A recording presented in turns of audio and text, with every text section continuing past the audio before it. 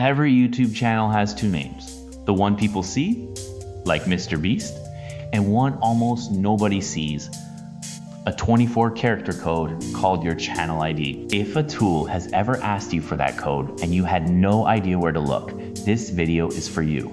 I will show you two ways to find it, and neither one takes long. So what is it? Your handle can change. You could rename yourself tomorrow, and every link built on that name would have to change with it. The channel ID never changes. It is the permanent address YouTube gives your channel the day you create it, and it is what other tools use, so they never lose track of it. Method 1, straight from YouTube. Open YouTube on a computer and sign in.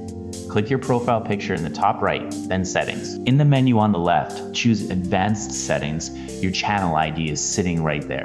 That is the official way, and it only works for a channel you own. Method 2 works for any channel, including ones you do not own. Go to collabpals.com/tools/YouTube channel ID finder. Paste in the channel link or just the handle. Click find.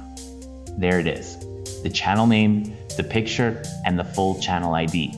Ready to copy. And underneath, it hands you the formats you actually need it for.